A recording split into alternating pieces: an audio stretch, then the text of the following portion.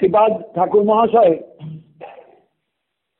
শ্রী প্রেম ভক্তি চন্দ্রিকা বৈষ্ণব জগতের এক কীর্তিস্তম্ভ বিশেষ। অন্তত আমার মনে হয় তাই, যে এই কীর্তিস্তম্ভ আমাকে জীবনে নিদারুণভাবে সাহায্য করে এসেছেন এ যাবৎকাল। আমি জীবনে যখন পাঠে বসি তেমন করে বোঝাবার কাউকে আমি সামনে পাইনি। কদাচিৎ কেউ হয়তো আমার সামনে এসেছেন, তার মুখে দু চারটে কথা শুনেছি, তারপরে আমি পড়ে গিয়েছি অথই জলে। বিলাপ কুসুমাঞ্জলির মতন গ্রন্থ এক সময় পাঠ করতে বসে আমি বড় অসহায় বোধ করেছিলাম যে কেমন করে এই গ্রন্থ পাঠ করব। আমার শ্রী পরম গুরুদেব অসুস্থ হয়ে কলকাতায় চলে গেলেন। আমি নবদ্বীপ শ্রী গোবিন্দ মন্দিরে তখন পাঠের শোনার শ্রোতা, তার পাঠ শুনতাম। শক্তিমণ্ডলী আমাকে পাঠে বসালেন। গ্রন্থ কি পাঠ হচ্ছে না? বিলাপ কুসুমাঞ্জলি, বৈষ্ণব জগতের এক অসাধারণ ভজনের গ্রন্থ। ভাবুন একবার আমার অবস্থাটা। আমি তখন পাঠকতা জগতের বাচ্চা ছেলে বলতে পারা যায়। সেই অবস্থায় আমি তখন কিছুই বুঝি না। আমাকে এই ভজনীয় গ্রন্থখানি অনুভবযোগ্য করে তুলেছিলেন শ্রীপাদ নরোত্তম দাস ঠাকুর মহাশয় তার প্রেম ভক্তি চন্দ্রিকা দিয়ে। আমার জীবনের একটা অভিজ্ঞতা বললাম, আপনাদের শোনালাম। এই গ্রন্থখানিকে আমি একবারে বৈষ্ণব জগতের কীর্তিস্তম্ভ বলতে চাই এই কারণে যে কোনো মানুষ যদি ভজন জগতের রহস্য বুঝতে চান, জানতে চান, ভাবনার জগৎ সম্পর্কে অনুভব যদি কেউ পেতে চান, তাহলে ঠাকুর মহাশয়ের প্রেমভক্তি চন্দ্রিকা এবং পদরাজি যথেষ্ট। তাকে সংস্কৃত গ্রন্থের দ্বারস্থ হতে হবে না। তিনি যদি এক মনে এক প্রাণে একাগ্রতার সঙ্গে ঠাকুর মহাশয়ের শরণাগত হয়ে এই ক্ষুদ্র পুস্তিকাটি এবং তার পদরাজিকে আস্বাদন করেন, অনেক দুর্বোধ্য স্থান তার সুবোধ্য হয়ে যাবে, এটা আমার দৃঢ় বিশ্বাস। সেই কারণেই আজকে জীবনের সায়ান্ন বেলায় আমি প্রেমভক্তি চন্দ্রিকার একটু আলোচনা বৈষ্ণব জগতের কাছে রাখতে চাই। যারা বৈষ্ণব জগতে সবে এসেছেন, যারা দীর্ঘদিন যাবৎ এই জগতে আছেন, যাদের ভেতরে গৌড়ীয় বৈষ্ণব জগতের সাধন রহস্য সম্পর্কে জিজ্ঞাসা আছে, তারা অনায়াসে এই আলোচনায় উপকৃত হবেন বলেই আমার দৃঢ় বিশ্বাস। আমি অন্তত বিশ্বাস রাখি। কারণ এই জায়গাগুলো আপনি গ্রন্থে খুঁজে পাবেন না চট করে। ভাগবতেও বলা থাকলে টিকা টিপ্পণীর সমুদ্রের মতন সেই যে ব্যাপকতা, সেই ব্যাপকতার মধ্যে আপনি হারিয়ে যাবেন, খুঁজে পাবেন না। কথা বলা আছে, গোস্বামীগণ টিকায় বহু কথা বলেছেন, জীব গোস্বামীপাদ বলেছেন, সনাতন গোস্বামী প্রভু ভাগবতের দশম স্কন্ধের টিকায় বলেছেন। জীব গোস্বামীপাদের সন্দর্ভগুলোর মধ্যে আছে অনেক কথা, কিন্তু আপনাকে তো খুঁজতে হবে, পড়তে হবে, জানতে হবে, ভাবতে হবে। সবচেয়ে বড় কথা, আপনি সংস্কৃত জানেন না, আপনি কেমন করে এই গ্রন্থরাজির মধ্যে যাতায়াত করবেন, কেমন করে যাবেন? অনেক বাধা বিপত্তি আসবে। এই জন্যই আমি সকলকে অনুরোধ জানাই যে আপনারা যেখানেই থাকুন, যেখানে থেকেই এই আলোচনা শ্রবণ করুন। শুধু শ্রবণ করেই ক্ষান্ত হবেন তা আমি বলবো না, একটু ভাববার চেষ্টা করবেন। প্রেমভক্তি চন্দ্রিকাটাকে সামনে নিয়ে আলোচনাগুলো বুঝবার চেষ্টা করবেন, ভালো করে ভাববেন, অনুভব করবেন। গতকাল আলোচনায় আমরা যে জায়গায় ছিলাম, যারা শুনেছেন গতকালের আলোচনা, আশা করি মনে আছে ঠাকুরমশাই তাঁর 89 সংখ্যক স্তবকে লিখছেন, করয় লোচন পান রূপলীলা দুহু গান, আনন্দে মগন সহচরী, বেদবিধি অগোচর রতন বেদির পর সেমিতি কিশোরী। আলোচনা হয়ে গেছে আগে, তবু আবার পেছন দিকে সিংহাবলোকিত ন্যায় একটু তাকালাম এই কারণে, হঠাৎ যদি কেউ শুনতে বসেন তাহলে তিনি যেন মিসগাইডেড না হন। এটা আমার মনে হলো, যেন এটা আমার করা দরকার। শিক্ষকতা জীবনে বুঝেছি যে ছাত্রদের কাছে আগের দিনের আলোচনাটা একটু বলে দিলে ছাত্ররা খুব উপকৃত হয়। আপনারা শত্রুমণ্ডলী যদি একটু আগের দিনের আলোচনা বলে নিলে উপকৃত হন, তার জন্যই আমার এই প্রয়াস। করয় লোচন পান রূপলীলা বহু গান, আনন্দে মগন সহচরী, বেদবিধি অগোচর রতন বেদির পর সেমিতি কিশোরী।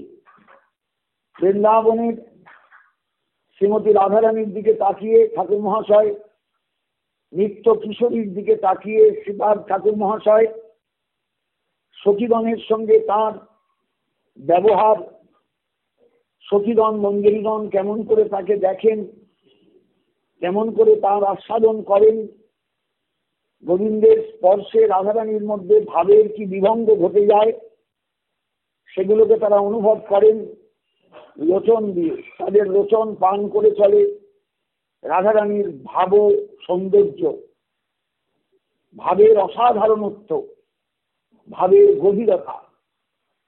রূপ এবং লীলা দুই তারা কণ্ঠে গান রূপে সঙ্গীতের মাধ্যমে রাধারানীর কাছে প্রকাশ করেন। তোমাকে কেমন লাগছে, তোমায় কেমন দেখছি, তোমার কেমন অসাধারণত্ব ফুটে উঠছে আমাদের কাছে। তুমি তো আয়না নিয়ে নিজের শ্রীমুখখানা দেখছো না, আমরা তো দেখতে পাচ্ছি।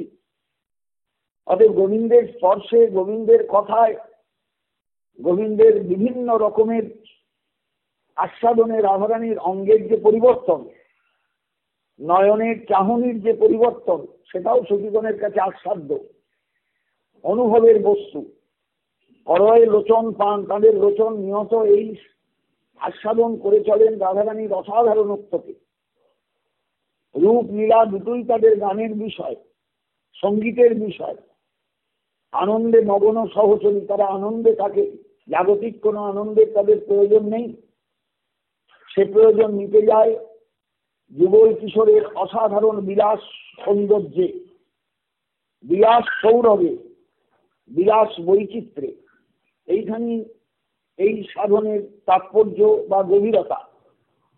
বেদবিধি অগোচর রতন বেদির পর, এই যুগল কিন্তু শাস্ত্রীয় ভাবে কোনোদিনই লভ্য নন। বেদবিধি অগোচর মানেই শাস্ত্রের অতীত। শাস্ত্র আমাদের একটা দিগদর্শন করেছেন, বেদ বা বেদের অনুগত শাস্ত্র রাজি আমাদের দিগদর্শন করেছেন সাধনে, ঈশ্বর ভজনে। কিন্তু ওই সাধন করে, ওই ভজন করে আমরা কোনোদিনই কিন্তু বৃন্দাবনের এই যুগলকে আস্বাদন করতে পারবো না। এর জন্য চাই একমাত্র লালসা, এর জন্য চাই একমাত্র ক্ষুধা, এর জন্য চাই একমাত্র অন্তরের তীব্র পিপাসা। যে পিপাসা আমাকে এই যুগল ভজনের কাছে নিয়ে যাবে, যুগল ভজনের অনুভব এনে দেবে। খুঁজে বেড়াবে চারদিকে, কোথায় আছেন সেই ব্যক্তি যিনি এই ভজনে নিয়ত নিমগ্ন। নিতাইটা দক্ষিণ ভারত ঘুরতে ঘুরতে হঠাৎ এইরকম কিছু সাধকের সন্ধান পেয়েছিলেন বলে মনে হয় আমার। কোথাও বলা নেই, আমাকে জিজ্ঞাসা করলে আমি প্রমাণ দিতে পারবো না। কিন্তু আমি নিজের মনে নিজেকে প্রশ্ন করেছি বহুবার যে মহাপ্রভু দক্ষিণ ভারত ছুটে গেলেন হঠাৎ কেন? কে তাকে নির্দেশ দিল? কে তাকে পীড়াপিড়ি করে বললো যে তুমি শিগগির দক্ষিণ ভারত চলে যাও? তখন বৈশাখ মাস, দক্ষিণ ভারতের পথে অসম্ভব রকমের গরম, উষ্ণতা, সূর্যের প্রখর তাপ। সন্ন্যাসী ছুটলেন দক্ষিণ ভারতের পথে কার নির্দেশে? আপনি চৈতন্য চৈতামৃত, চৈতন্য ভাগবত, শ্রী চৈতন্যের কোনো জীবনী গ্রন্থে কিন্তু এই সূত্রটা পাবেন না, কোথাও পাবেন না। কিন্তু মনে প্রশ্ন জাগলেই তখন উত্তর খুঁজতে ইচ্ছা করবে, কোথায় আমি পাবো। আমি অন্তত পাইনি কোথাও। কিন্তু পড়তে পড়তে আমার মনে হয়েছে একজনা ব্যক্তি আছেন যার নির্দেশকে মহাপ্রভু কখনোই অমান্য করতে পারেননি, পারবেন না। তিনি প্রভু নিত্যানন্দ। আর সেই নিত্যানন্দের নির্দেশেই মহাপ্রভু মানে আমাদের শ্রী চৈতন্য লীলাচলে উপস্থিত হয়ে বাসুদেব সার্বভৌমকে আত্মসাৎ করে তারপরেই দাক্ষিণাত্যের পথে যাত্রা শুরু করেন। বাসুদেব বারণ করেছিলেন, কিন্তু মহাপ্রভু শোনেননি। অগত্যা শেষে বাসুদেব একজনের সঙ্গীকে সঙ্গে নিতে বলেছিলেন। তিনি কালাকৃষ্ণ দাস, যিনি মহাপ্রভুর দক্ষিণা পথের সঙ্গী ছিলেন, সেবক ছিলেন। এইবার শুধু তাই নয়, কি করতে হবে তাকে সেটাও কিন্তু মহাপ্রভু বাসুদেবকে প্রথমে বলেছেন বলে আমার মনে হয় না। বাসুদেব কিন্তু ছেড়ে যাওয়ার পাত্র নন। ওই তীব্র গরমে প্রভু পেছন পেছন এসেছেন অনেকটা রাস্তা। যখন পায়ের শব্দ পেয়েছেন পেছন দিকে প্রভু তাকিয়েছেন, দেখতেন বাসুদেব সার্বভৌম আচার্য। এইবার আচার্যকে মহাপ্রভু সবিনয়ে বলেছেন, প্রভু আপনি কেন এগিয়ে আসছেন, আপনি চলে যান, ফিরে যান। বাসুদেব সম্ভবত এই জায়গায় কোথাও বলা নেই, আমি কোথাও পাইনি, তবুও আপনাদের কাছে বলছি, আমার অনুভবটুকু আপনাদের কাছে শোনাচ্ছি মাত্র। রাজা প্রভু, আমার একটা নিবেদন, তুমি দক্ষিণ ভারতে এই গরমে এই অসময়ে কেন যাচ্ছ, কিসের জন্য যাচ্ছ? মহাপ্রভু সম্ভবত বাসুদেবের কথা ফেলতে পারেননি। সেই কারণেই বাসুদেবকে বলেছিলেন, আচার্য আমি যাচ্ছি এক অসাধারণ ভক্ত গোষ্ঠীকে আবিষ্কার করতে, যারা দক্ষিণে বাস করে। হয়তোবা বাসুদেব জিজ্ঞাসা করে থাকতে পারে যে কে তোমাকে বললো। মহাপ্রভু হয়তোবা বলেছিলেন, হয়তো বলেননি, যে আমাকে শ্রীপাদ নিত্যানন্দ বলেছেন। আমি পাইনি কোথাও। কেউ জিজ্ঞাসা করলে আমি কোনো প্রমাণ দিতে পারবো না। এইরকম বৈষ্ণব জগতে অনেক ছেঁড়া তার আছে, ছেঁড়া সুতো আছে। ঘটনার পারম্পর্যকে খুঁজতে গেলে, ভাবতে গেলে, কেটে গেলে এই ছেঁড়া সুতোকে জুড়তে হয়, সুতোগুলোকে জুড়তে হয়, ছেঁড়া তারগুলোকে জুড়তে হয়। আমি জুড়ে যেটুকু পেয়েছি সেটুকু আপনাদের কাছে শোনাচ্ছি। সবারই এতে অধিকার আছে, সবারই জানার অধিকার আছে, সবারই পাওয়ার অধিকার আছে, সবারই ভাবার অধিকার আছে, সবারই আস্বাদন করার অধিকার আছে। সেই কারণে আমি এখানে কোনো কৃপণতা করতে চাই না। আমি সকলের কাছে বিনম্র হৃদয়ে বলতে চাই, এটা আমার অন্তরের অনুভব।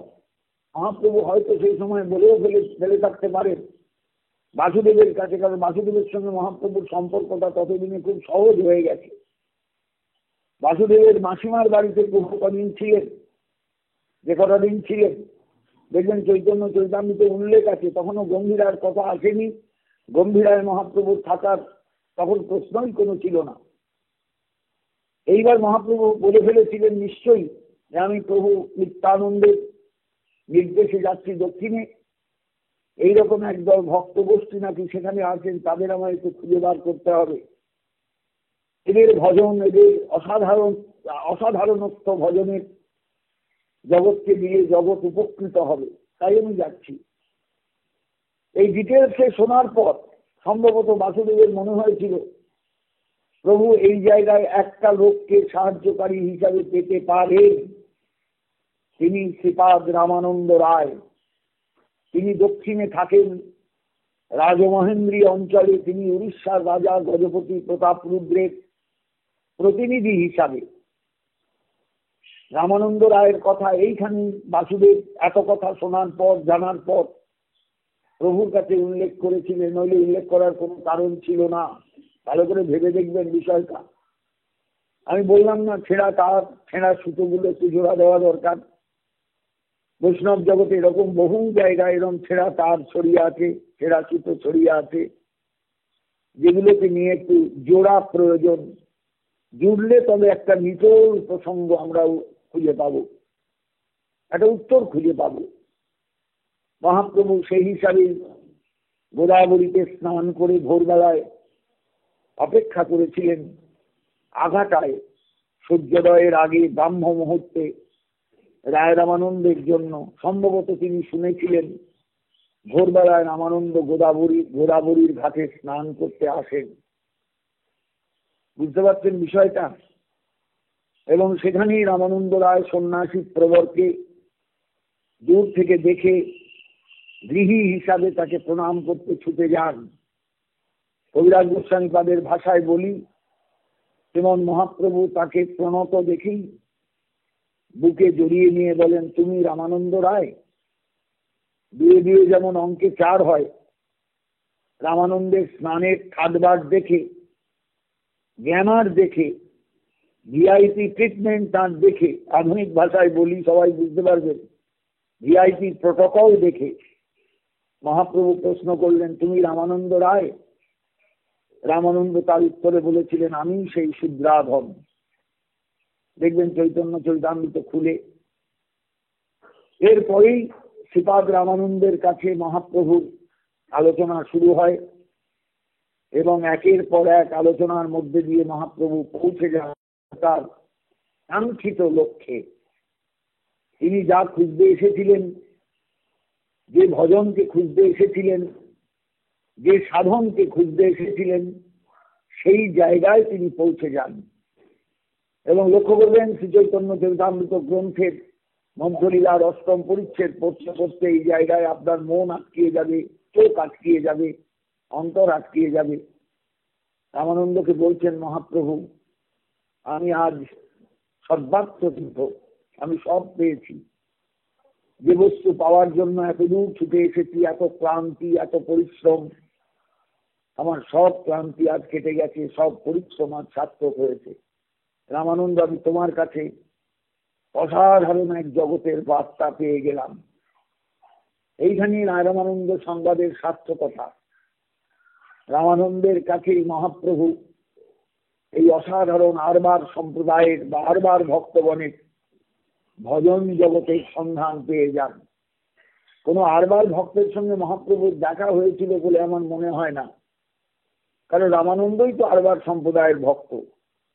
বাড়ির কাছে আলালনাথে, বাড়ির থেকে বেরিয়ে সামান্য দূরেই গ্রামের মাঝখানে মন্দির, ব্রহ্মপুর অঞ্চলে। বেন্টাপুর থেকে ব্রহ্মপুরের দূরত্ব খুব বেশি নয়। রামানন্দের নিশ্চয়ই যাতায়াত ছিল আসই সব এই মন্দিরের দেবতার কাছে অন্তরের শ্রদ্ধা নিয়ে প্রণত হওয়া তার প্রতিদিনের বোধহয় নিত্য একটা রুটিন ছিল।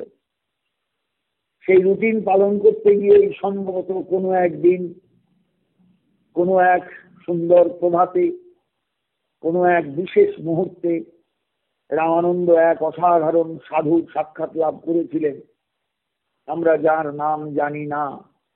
বৈষ্ণব জগতে কোথাও রামানন্দের শ্রী গুরুদেবের কথা বলা নেই। কৃষ্ণদাস কবিরাজ যাদের মুখ থেকে শুনেছিলেন চৈতন্য চরিতামৃতের উপাদান, সেই শ্রীরূপ এবং শ্রী রঘুনাথ, সম্ভবত কেউ কিন্তু রামানন্দের গুরুদেবের কথা জানতেন বলে মনে হয় না। অর্থাৎ আজকে আমরা এই ব্যাপারটায় যত জোর দিচ্ছি, আজ থেকে 500 বছর আগে, 450 বছর আগে এতটা জোর দিয়ে কিন্তু কেউ ভাবেননি যে কি হতে যাচ্ছে, কি ছিল আর আমরা কি পেতে যাচ্ছি, কোন ভজন জগতের সন্ধান পেতে যাচ্ছি, এটা আমরা কেউ ভাবিনি। ভাবলে কিন্তু রূপ গোস্বামীপাদ নিশ্চয়ই রামানন্দকে জিজ্ঞাসা করতেন, তোমার শ্রী গুরুদেবের নাম কি? আমরা বিল্বমঙ্গলের শ্রী গুরুদেবের নাম পেয়েছি তার নিজের বক্তব্যেই।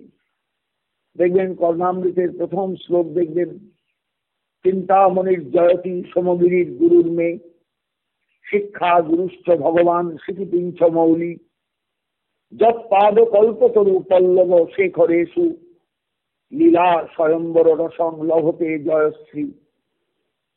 আমার চিন্তামণি জয়যুক্ত হন। কবিরাজ গোস্বামীপাদ টিকায় চিন্তামণি বলতে গোবিন্দকেই বুঝিয়েছেন।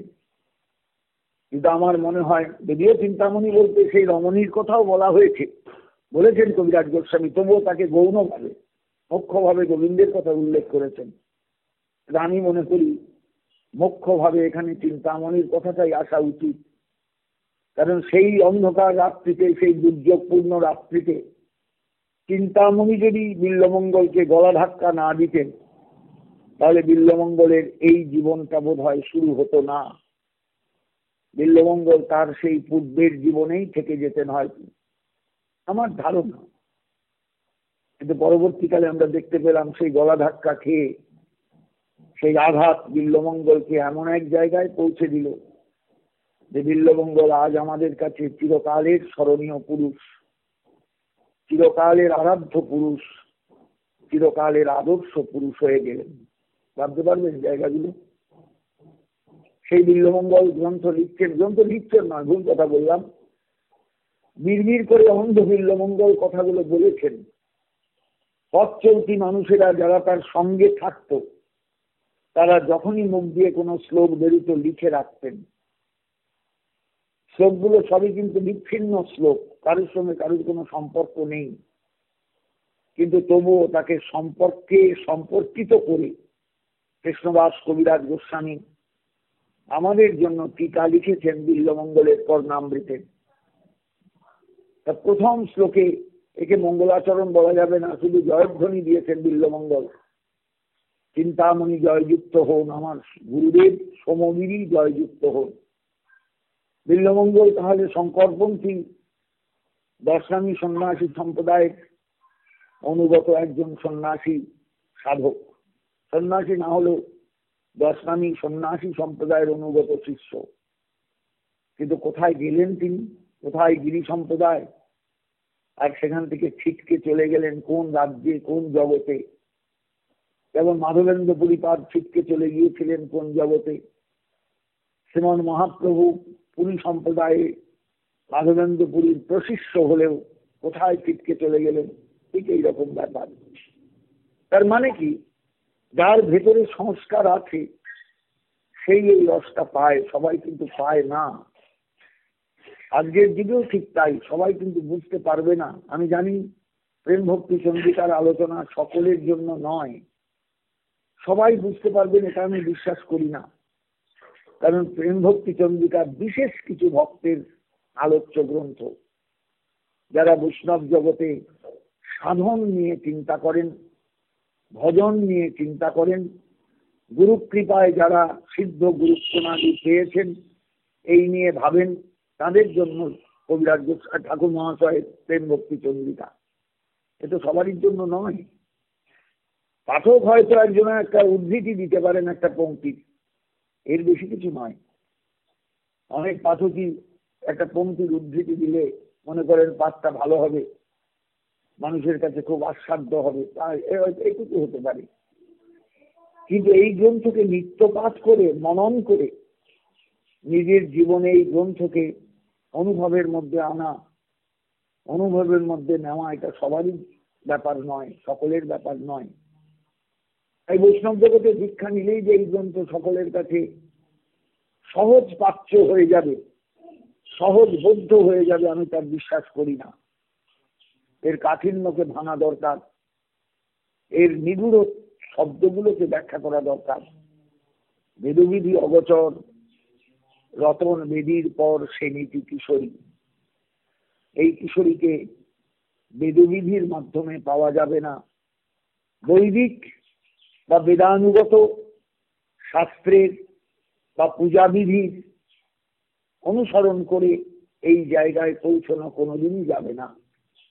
এর জন্য দরকার একটা বিরাট বিরাট ভাবজগৎ, এর জন্য দরকার অফুরন্ত চোখের জল, এর জন্য দরকার বুকের মধ্যে অসীম একটা হাহাকার, যে হাহাকার মরুভূমির মতন সর্বদার জন্য জল জল জল জল করে চিৎকার করে, যেমন মরুভূমি আকাশের দিকে তাকিয়ে, সেই কবির ভাষায় বলতে গেলে এক ফোঁটা জল কি দিতে পারো গভীর সাহারার বুকে, এক টুকরো মেঘে নেই? সেই রকম হাহাকার করবে চিত্ত, হাহাকার করবে সমস্ত সত্তা, অন্ধকার হয়ে আসবে চারদিক, উপলব্ধি করতে পারবে না কিচ্ছু, বাহিরের জগৎটার সঙ্গে নিজেকে মেলাতে পারবে না, বাহিরের সংসারের সঙ্গে নিজেকে মেলাতে পারবে না, নিজের স্ত্রীর সঙ্গে মিলবে না, নিজের সন্তানের সঙ্গে মিলবে না। একটা অদ্ভুত জায়গা, অদ্ভুত একটা ব্যাপার। আমি আপনাদের কাছে কি বলবো, ভাষা দিয়ে আমি বোঝাতে পারছি না যে এই পথে যিনি যাবেন, এই পথে যিনি যাওয়ার মতন অবস্থায় পৌঁছবেন, তিনি আর সংসারের সঙ্গে কিছুতেই নিজেকে লাগাতে পারবেন না, জুড়তে পারবেন না। ঠাকুর মহাশয় তাই শাসন করে বলছেন, দুর্লভ ভজন হেন নাহি ভজ হরি কেন। এই ভজনটা বাবা দুর্লভ, সবারই জন্য নয়। এটা অনেকটা আমাদের শিক্ষা দেওয়া। সকলকে বলছেন কেন শ্রীহরিকে ভজন করো না বলো তো? বলে আমরা তো হরিকে ভজন করি। বলে না, সেই হরি নয়, এই হরি কিন্তু প্রেমিক হরি। এই হরি বৃন্দাবনের ব্রজরমণীগণের চরণের দাস, চরণের দাস। মর গরল খণ্ডনং মম শিরসি মন্দনং দেহি পদ পল্লব মুদারম। এই হরি সেই হরি যে কথা বলতে গিয়ে থমকে গিয়েছিল জয়দেবের কলম, জয়দেবের লেখনী। গঙ্গার স্থানে চলে গিয়েছিলেন, অনেকখানি পথ থেকে প্রতিদিন গঙ্গায় যেতেন। ফিরে এসে দেখতেন তার খাতার মধ্যে কে যেন লিখে দিয়ে গিয়েছে, স্মরগরল খণ্ডনং মম শিরসি মন্দনম দেহি পদপল্লব মুদারম। আমি গতকাল বোধহয় বলেছিলাম আপনাদের কাছে কথাটা। এগুলো কিন্তু সব মহাপ্রভুর আবির্ভাবের পূর্ব যুগের কাহিনী। সেই জয়দেব আমাদের এই বাংলায় লক্ষণ সেনের সভাকবি ছিলেন। পণ্ডিত জয়দেব, কবি জয়দেব, সাধক জয়দেব। শোনা যায় তার জীবনে জয়দেব পড়ে থাকতেন জগন্নাথ ক্ষেত্রে। পদ্মাবতীকে নিয়ে তার পিতামাতা এসেছিলেন জগন্নাথের কাছে দেবদাসী হিসাবে তাকে সমর্পণ করতে। জগন্নাথ নাকি স্বপ্নে বলেছিলেন যে আমি পদ্মাবতীকে গ্রহণ করেছি, তোমরা পদ্মাবতীকে মন্দিরের অমুক জায়গায় এক সাধক পড়ে আছেন, তার হাতে তুলে দাও। পদ্মাবতীকে নিয়ে তার পিতামাতা এসেছিলেন জয়দেবের কাছে। দেখে আশ্চর্য হয়ে গিয়েছেন, চাল চুলোহীন, রুক্ষ দেহ, মাথায় জটের মতন, কিন্তু ভেতরে একটা অসাধারণ ঔজ্জ্বল্য, যেন ছাই চাপা আগুন। এক ভিখারি পড়ে আছেন মন্দিরের একটা অন্ধকার কোনায়। তখন এত হ্যালোজেন লাইট বৃন্দাবন এই নীলাচলে ছিল না, এত আলো এত পরিচ্ছন্নতাও ছিল না। সেই জয়দেবের কাছে পদ্মাবতী আসেন। তিনি তো পদ্মাবতীর, তিনি তো স্বামী ঠিক নন, বিবাহ তাকে বলে সেই বিয়ে কি হয়েছিল আমার বিশ্বাস হয় না। অথচ পদ্মাবতী জয়দেবের স্ত্রী বলেই কিন্তু আমরা জানি, তাকে স্ত্রী বলেই জানি। নিজে উল্লেখ করেছেন গ্রন্থের মধ্যে, পদ্মাবতী চরণ চারণ চক্রবর্তী। দুদিকেই যাবে কথাটার অর্থ। একদিকে গোবিন্দকেও বোঝাবে, পদ্মাবতী চরণ চারণ চক্রবর্তী। পদ্মাবতী রাধারানীর একটা নাম, রাধারানী লক্ষ্মী, লক্ষ্মীরও নাম পদ্মাবতী। আবার আরেকদিকে পদ্মাবতী জয়দেবের স্ত্রী, তার চরণের তিনি চারণ, সেই চারণগণের চক্রবর্তী। অর্থাৎ আমি পদ্মাবতীর কৃপাতেই গোবিন্দকে চিনতে পেরেছি, গোবিন্দের অসাধারণত্বকে বুঝতে পেরেছি, তার উপলব্ধিকে বুঝতে পেরেছি যে তিনি আর কিছু চান না। দেহি পদপল্লব মুদারম। হে শ্রীমতী, তোমার মান তুমি দূরে রাখো, তোমার মানকে তুমি সংযত করো, আমায় একটু কৃপা করো, তোমার চরণ ধুলি দিয়ে আমায় একটু কৃপা করো। আমরা এই জায়গাগুলো বুঝবো না, জানেন, এটা বোঝা এত সহজ নয়। সেই জন্যই বলেছেন ঠাকুর মহাশয়, বেদবিধি অগচর রতন বেদীর পর সে নীতি কিশোরী। ঠাকুর মহাশয় এই কারণেই পরবর্তীকালে বললেন, ভাই রে, বাবা রে, আর কোনো দিকে তাকিও না। মনুষ্য জীবন যখন পেয়েছ, দুর্লভ মনুষ্য জীবন, অতএব শ্রীহরিকে ভজনা করো। এই পদ্মাবতী চরণচারণ চক্রবর্তীকে একটু ভজনা করো। কি লাগি মরহ ভববন্ধে, কেন সংসারের বন্ধনের মধ্যে পড়ে আছো? সংসার বন্ধন থেকে নিজেকে মুক্ত করো। সংসার বন্ধন থেকে নিজেকে একেবারে দূরে নিয়ে যাও, যাতে ভবিষ্যতে আর কখনো সংসার বন্ধনের মধ্যে না আসতে হয়, কখনো যেন না আসতে হয়। ছাড়ো অন্য ক্রিয়াকর্ম, নাহি দেখো বেদ ধর্ম। কতবার বললেন কথাটা, বেদ ধর্ম, বেদবিধি বিশ্বাস। চিন্তা করুন দিদি, তার কারণই হলো শাস্ত্রবিধিকে অনুসরণ করে আর তুমি কোনোদিন এই জায়গায় যেতে পারবে না। তোমাকে যেতে হবে হৃদয়ের পথে। রবীন্দ্রনাথের একটা গান আছে, আমি হৃদয়েতে পথ করেছি, আমি হৃদয়ের পথে তোমায় ডাকছি, আমার অন্য কোনো রাস্তা নেই, আমি অন্য কোনো রাস্তা চিনি না। এই হৃদয়ের পথ মহাপ্রভু আমাদের চিনিয়ে দিয়েছিলেন। এইটাই ব্রজরমণীগণের পথ। আমরা ভালোবাসি তোমায়, আমরা ভালোবাসি তোমায়, আমরা তোমাকে ছাড়া কাউকে জানি না। দুর্বাসাকে জিজ্ঞাসা করেছিলেন রাধারানী, উপনিষদে বলা আছে, বলুন দেখিনি ঋষিবর, আমাদের কৃষ্ণকে এত ভালো লাগে কেন? দুর্বাসা শাস্ত্রের দিকে তাকিয়ে, সমাজের দিকে তাকিয়ে বলেছিলেন, সব ও স্বামী ভবতী, ও তোমাদের স্বামী হয়। স্বামী কথার অর্থ শুধু পতি নয়, বিবাহিত স্বামী নয়। স্বামী মানে যার ঐশ্বর্য আছে তিনি স্বামী, তার প্রেম আছে, সে সেই প্রেম দিয়ে তোমাদের হৃদয়কে ভরিয়ে দেয়। আর তোমরাও তোমাদের প্রেম দিয়ে তার অন্তরকে ভরিয়ে দিতে পারো। তাই তো প্রেমের যুগল এই বৃন্দাবনই একমাত্র বিদ্যমান, অন্য কোথাও এর অবস্থান নেই। অন্য কোথাও গিয়ে একে খুঁজে পাওয়া যায় না, অন্য কোথাও গিয়ে এর পাত্তা পাবে না কেউ, একমাত্র বৃন্দাবনই। সেই স্বামী, সেই স্বামী মানে স্বামী বলতে যা বোঝায় তা নয়, কিন্তু বিবাহিত একজন পুরুষ নয়, বিবাহ করতে এসেছে, বিবাহ করে ঘরে নিয়ে গেছে তার স্ত্রীকে, তা নয়। এই স্বামী মানে তার অসাধারণ প্রেমৈশ্বর্য আছে, তাই তো তাকে ভালো লাগে। প্রেমিক যদি প্রেম দিলতে না পারে, প্রেমিকা কেমন করে তার কাছে প্রেমের জন্য হাত পাতবে? সেই বা কেমন করে তাদের কাছে ছুটে আসবে বলুন দিদি? এটা তো অসাধারণ একটা দেওয়া নেওয়ার ব্যাপার। এই দেওয়া নেওয়া জগতে আছে ঠিকই, কিন্তু সেই দেওয়া নেওয়ার মধ্যে কামগন্ধ আছে, স্বার্থ গন্ধ আছে। যেখানে কামগন্ধ থাকে সেখানে প্রেমের স্থান নেই, যেখানে প্রেম আছে সেখানে কামগন্ধ নেই। অতএব কাম প্রেম বহুত বিস্তর, কাম অন্ধতম, প্রেম নির্মল ভাস্কর। সেই জগতের সন্ধান মহাপ্রভু দিতে এসেছিলেন। ঠাকুর মহাশয় সেই জগতের সন্ধান দিচ্ছেন তার প্রেম ভক্তি চন্দ্রিকায়। ভক্তি করো কৃষ্ণ পদদ্বন্দ্বে। বাবারে, সর্বদার জন্য এই কৃষ্ণের চরণে ভক্তি নিয়ে চলো। ভক্তি একমাত্র তাকে পাওয়ায়, প্রেমই একমাত্র তাকে লাভ করায়। সে প্রেমের ভিখারি, সে প্রেমের কাঙাল, সে প্রেম ধন যার আছে তার কাছে ছুটে আসে। যার প্রেম নেই আর সবকিছু আছে, সে তার কাছে কখনো যায় না। আমাদের এই হলো ঠাকুর মহাশয়ের অসাধারণ বক্তব্যে আমি যতটুকু পারলাম আপনাদের কাছে তার একটা ব্যাখ্যা বা একটা বিবৃতি দেওয়ার চেষ্টা করলাম। বুঝবার চেষ্টা করবেন সবাই, ভাববেন সবাই, গ্রন্থকে সামনে রেখে আলোচনাটা শুনবেন সবাই। তবে যদি কিছু কৃপা হয় ঠাকুর মহাশয়, সবাই বুঝতে পারবেন।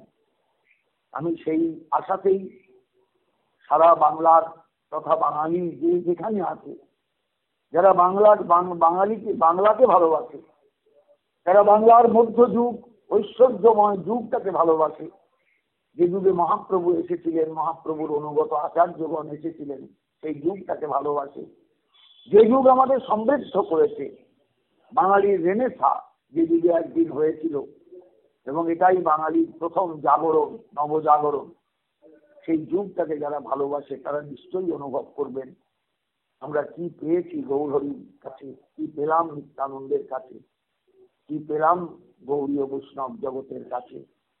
সবাইকে আস্বাদন করবেন। জয় নিতাই, জয় গৌর সুন্দর, জয় গৌর ভক্তবৃন্দ।